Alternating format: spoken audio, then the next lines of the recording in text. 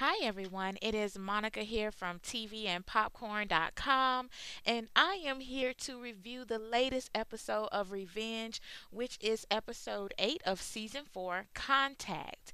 And I've waited a few episodes to do my review because sometimes I have to brace myself for what's coming, and I don't want to review it one episode without fully understanding where we are in the I guess you could say following episode.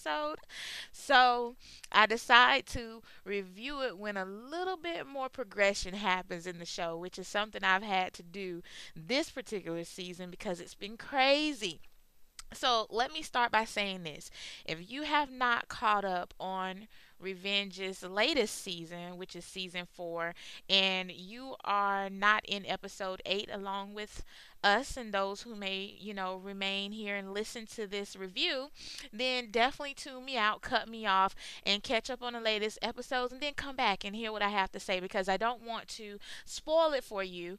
And this would be a huge spoiler to those who haven't really caught up on the show. So I don't want you to do that. So once again, we're in season 4, discussing episode 8 and the previous episodes, and episode 8 is titled Contact. So catch up and come on back. Okay, so for everyone else who has been tuned in, this season has been nuts. I mean, seriously. But you know what though? I have to catch my episodes the next day because I'm on Hulu Plus, so I do the next day TV thing, and I was on social media reading about what was happening because I wanted to know so badly, and I'm like, okay, you know what? I'm gonna sit here. I'm gonna read the chatter as the show is going on. And everybody on Facebook absolutely hated this episode. I could not run across a comment where anyone was like, I just loved, what's going on. And I may have seen a few people like, if you don't like the show, if you don't like what's going on, then, go do something else, go watch something else, don't watch it all, that type of thing. But I was like, wow, is that bad? And so, but I am the type of person that I can draw my own conclusions when I watch something. So I don't go based off of what somebody else says, but I pretty much can, come in, check it out, and, get a feel of what I like to see in the show and how I actually like it. So I feel my way through. Okay, so here we are. I did not hate Contact. And I'm going to go through a few things. I'm going to tell you why.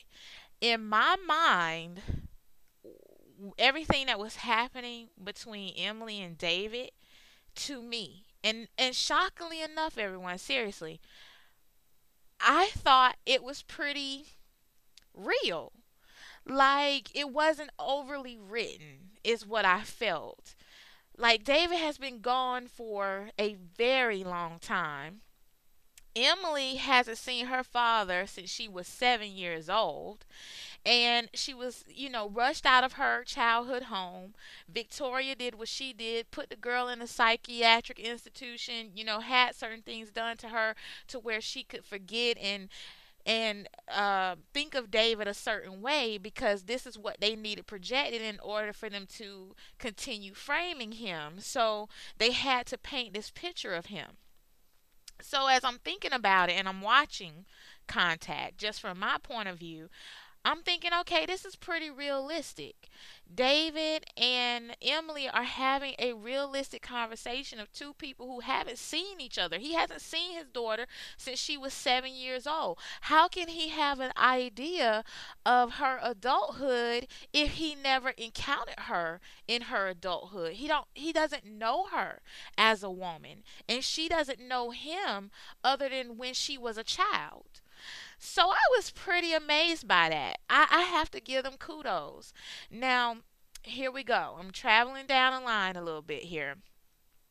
I was going to be hugely mad if Victoria had more than the little, I guess, 3 scenes that she did have, which one was fairly long when he came back to the room and or she woke up after coming back from whatever they did, a head scan, CT scan, whatever they call it, and she comes back and they're talking, and that scene was a little long, but Victoria, as sneaky as she is, and yes, she did unplug her little vital line or whatever that shows that you're alive. She unplugged that in the middle of Emily and David's first conversation when she first got to the hospital, and Emily was discussing things with David, and he had just revealed to Emily that he did not take those pictures of the posed Amanda.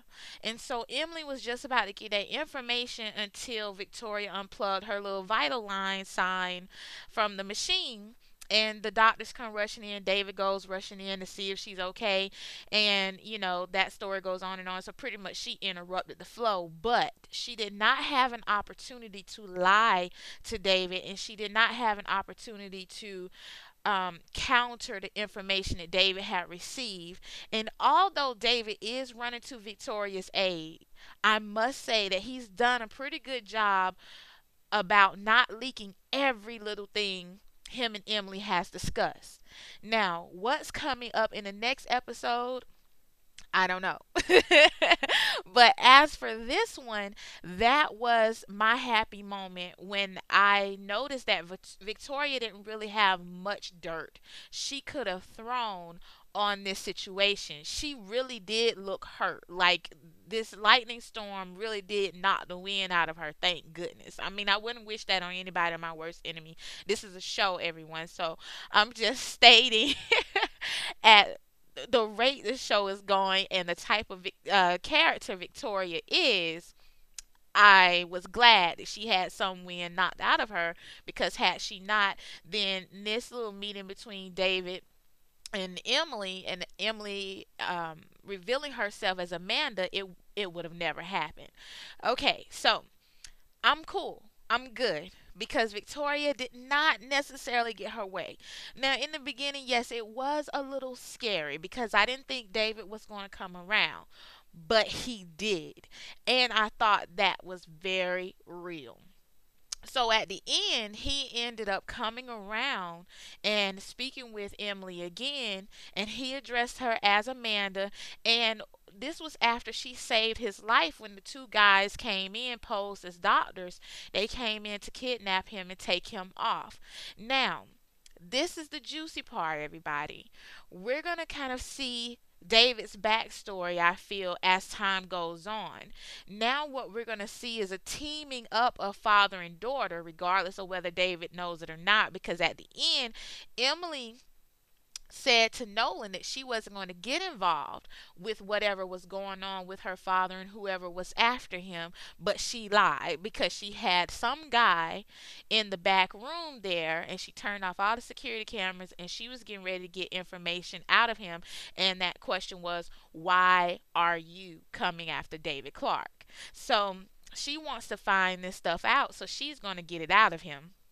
But at this time, David does not know this. And at the end, he was speaking with her, and he let her know, look, I can't be your father because this is going on. It's my time to protect you.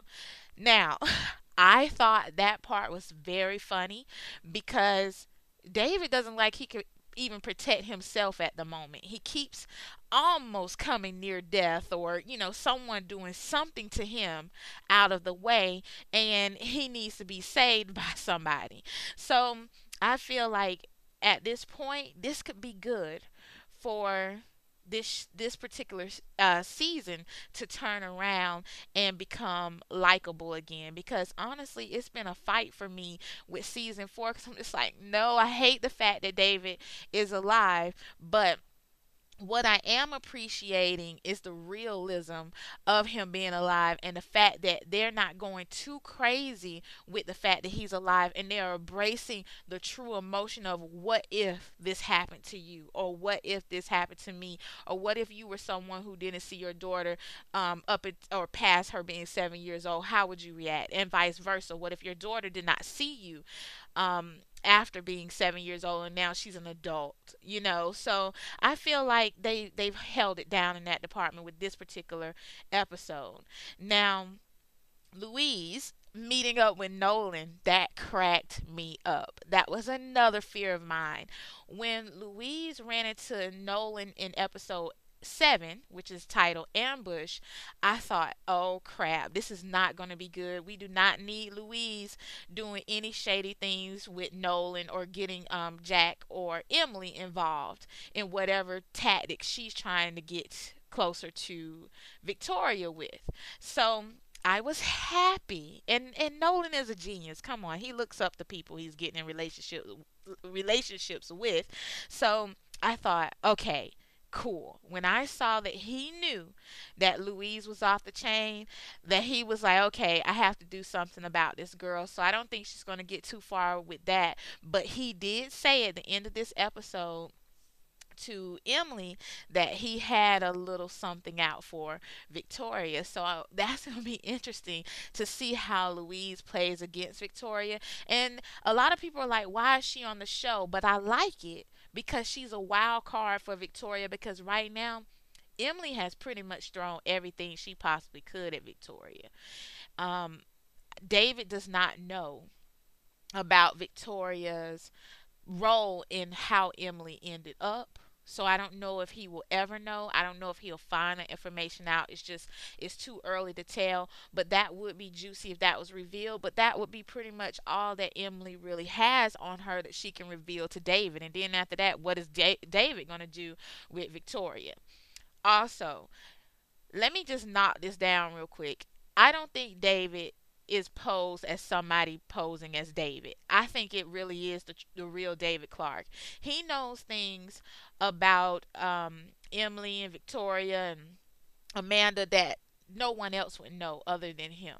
And the fact that he holds so closely to Victoria the way that he does, I just don't think that it's someone else posing as him because of that. So that's just my 2 cents of an opinion there.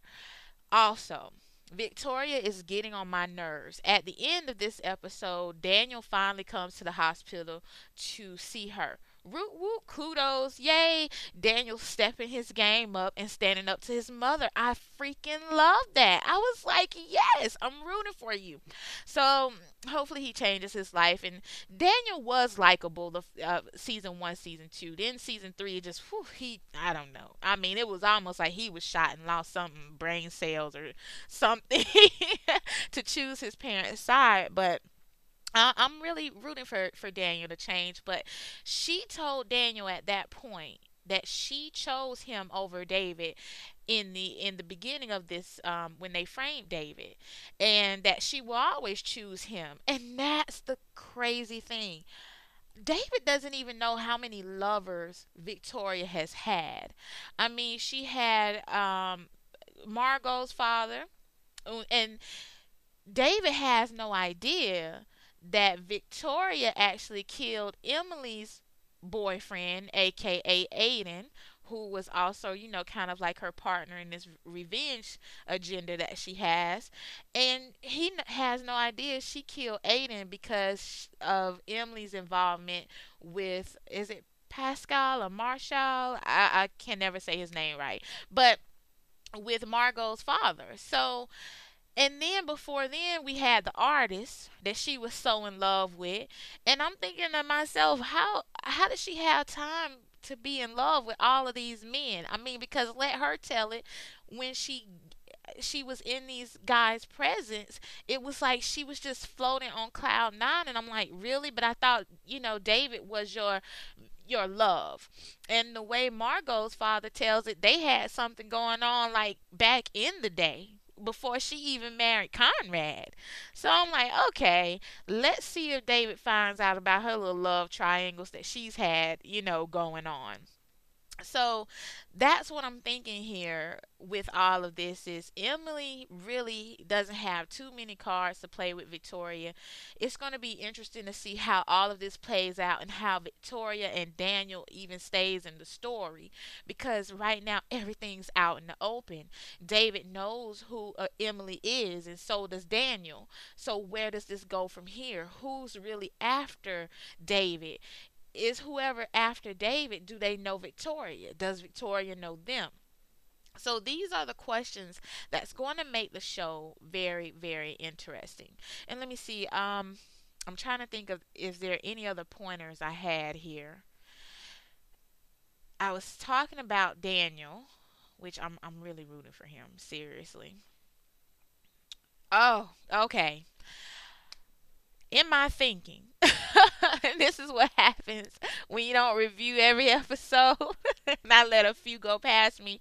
But I did want to bring up Ben, who is the partner of Jack, and his little jealousy, and this new chick, Agent Kate Taylor. And I'm trying to get names because you guys, you know, I'm not good at remembering names. I'm trying my hardest to become better at this. But Ben is so jealous of Jack right now. And I hate this because when you think you're over one hump of people being against each other and dragging each other down in this show, there's a whole new section of people coming in, and you're like, really? So Ben, I'm pretty sure, is not going to let this thing go with the fact that the FBI wanted to work with Jack over him, and especially the fact that he wanted to pursue the case and that they had gotten called in for the lead. So he's very upset about that right now. And there was this little bar fight, not between Jack and Ben, but between Ben and others, that Jack kind of jumped in and prevented the fight from going any further. And Ben was kind of, spilling the beans, like, hey, what's going on? Did you already get a job? Are you and Kate already on a date? All of these questions that he has. So there's some jealousy going on there. So I'm keeping my eye on the whole Ben and Jack situation and see where that escalates to. So I feel like with that in play as well, that Jack has to watch his back, and I don't know how him and David are going to cross paths again as far as with the information that David now knows. Another huge question on my plate is, will David apologize for what he did to Nolan? Seriously. I want to see that apology on live TV the way he did when he pretty much tried to ruin Nolan's reputation. So we'll see how it goes. But that's my opinion of the episode. I thought it was really good, and a lot of things went my way. And like I said, at the end, David did come around, and he did, you know, acknowledge Amanda, which is what he wasn't doing that before. And I think by that point he knew he needed her help. And I'm glad that Victoria didn't flush him out with so many lies this episode. She really didn't. She was very choicey in her words, which is really good because I thought I was going to come through the TV had she said something she shouldn't have said. So that's where I am. And I hope that you all really did enjoy this review. That's my little 2 cents of an opinion for now. And I'll be coming back for more. I might review the next episode. I'm not sure. In this one, I see that Ben is trying to get closer to Emily, which I'm like, really, dude? I mean, and this is something that I always say. He is so thirsty to me. He's always looking for attention. That is never cute in a guy. Seriously. I'm like, nah, go somewhere, sit down, do your job. But anyway, that's my thought on the show. And if you enjoyed this review, please do leave a comment. I would love to hear your thoughts on the latest episode, Contact, and this whole reveal of David Clark being alive and him now knowing that Emily is his daughter. And also, if you enjoyed this review, please go ahead and hit the subscribe button. I would love to have you as a subscriber. And also, if you already subscribed to my channel and you watch other shows, please leave a comment and let me know what other shows you're interested in, because I'm making a move to start reviewing more shows. Revenge has been one of my all-time favorite shows, but I have others that I watch and keep up with, and I want to review something that I know my fellow Revenge fans are also enjoying as well. So leave that comment for me. I have enjoyed reviewing this for you guys. And once again, my name is Monica, and you can visit me at www.tvandpopcorn.com. I will talk to you all very soon. Bye bye.